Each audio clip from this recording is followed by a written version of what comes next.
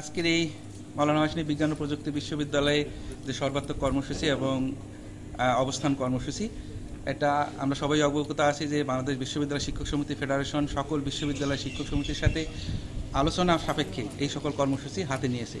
আমরাও সেই কর্মসূচি মাওলানা ভাসানী বিজ্ঞান ও প্রযুক্তি বিশ্ববিদ্যালয় একইভাবে পালন করছি। আমরা সবাই অবগত আছি যে বৈষম্যমূলক যে পেনশন নীতিমালা বিশ্ববিদ্যালয়ের শিক্ষকদের উপর চাপিয়ে দেওয়া হচ্ছে, তারই প্রতিবাদে এবং সেটার প্রত্যাহারের দাবিতে, সেই সাথে শিক্ষকদের জন্য স্বতন্ত্র বেতন স্কেল এবং প্রতিশ্রুত যে সুপার গ্রেড সেখানে অন্তর্ভুক্তিকরণের দাবিতে আজকে আমাদের এই আন্দোলন। এই যে কোনো এক কুচক্রী মহল বিভিন্নভাবে শিক্ষাক্ষেত্রকে অস্থির করার জন্য, অস্থির করে কোনো ফায়দা হাসিলের জন্য এরকমের হঠকারী সিদ্ধান্ত নিয়ে শিক্ষকদেরকে ক্ষুব্ধ করে তুলছেন। আমরা চাই বিশ্ববিদ্যালয়ের শিক্ষার পরিবেশ সুন্দর থাকুক, বিশ্ববিদ্যালয়ের গবেষণা কার্যক্রম সুন্দরভাবে পরিচালিত হোক, বিশ্ববিদ্যালয়ের মান মর্যাদা বিশ্বমানের হোক। সেই লক্ষ্যে বিশ্ববিদ্যালয়ের শিক্ষকরা কাজ করে যাচ্ছে এবং সেজন্য আমাদের যে সুযোগ সুবিধাগুলো দেয়া হতো সেগুলো তো কেড়ে নেওয়া হচ্ছে, কেড়ে নিয়ে আমাদেরকে এক বিপদসংকুল পরিবেশে ফেলে দেওয়া হচ্ছে।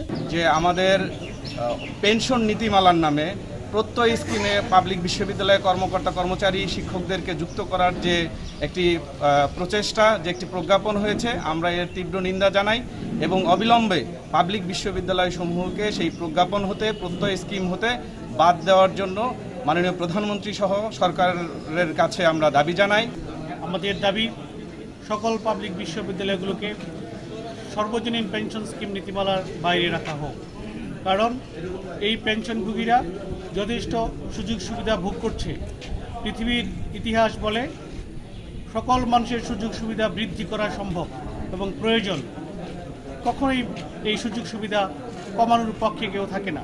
আমরা আশা করি বর্তমান সরকার জাতীয় জনক বঙ্গবন্ধু শেখ মুজিবুর রহমানের কন্যা জননেত্রী শেখ হাসিনা সরকার জনগণের সকল সুযোগ সুবিধা বাড়িয়ে চলেছেন। এই সময় হঠাৎ করে পেনশনভোগী মানুষদেরকে সর্বজনীন পেনশন নীতিমালার আওতায় এনে সুযোগ সুবিধা কমানোর যে চেষ্টা করা হচ্ছে তার তীব্র বিরোধিতা করছি এবং এই বিষয়ে সরকারের দৃষ্টি আকর্ষণ করছি, মাননীয় প্রধানমন্ত্রীর দৃষ্টি আকর্ষণ করছি। যারা সুবিধাবঞ্চিত মানুষ, যারা পেনশন ভোগী নয়, পেনশনের বাইরে যারা আছেন, তাদেরকে সর্বজনীন পেনশন নীতিমালার মধ্যে আনার জন্য আপনার এই প্রক্রিয়াকে আমরা সাধুবাদ জানাই, ধন্যবাদ জানাই এবং কৃতজ্ঞতা জানাই। যেহেতু আমরা একটি সুযোগ সুবিধা ভোগ করছি, এটাকে কিভাবে আরও ফ্লারিশ করা যায়, আরও সুবিধা বাড়িয়ে আমাদেরকে আরও সেভ করা যায়, সেই চেষ্টা নিশ্চয়ই সরকার করবেন। আপনারা জানেন অভিন্ন নীতিমালা নামে একটি নীতিমালা হচ্ছে সারা বাংলাদেশের পাবলিক বিশ্ববিদ্যালয় সমূহের কর্মকর্তা কর্মচারীদের জন্য। তো আমরা অভিন্ন নীতিমালাকে সাধুবাদ জানাই, কিন্তু অভিন্ন নীতিমালার নামে কোনো আইন যাতে পাশ না হয় সেজন্য আমরা সারা বাংলাদেশ সফর করেছি। সারা বাংলাদেশের কর্মকর্তা কর্মচারীদের যে চাওয়া, সেই চাওয়া অনুযায়ী আমরা 12 দফা দিয়েছি। সেই 12 দফা অন্তর্ভুক্ত না করেই ইউজিসি তড়িঘড়ি করে সেই নীতিমালাটি শিক্ষা মন্ত্রণালয়ে পাঠিয়েছে। আমরা মাননীয় শিক্ষামন্ত্রীর কাছে আকুল আবেদন জানাই যাতে সেই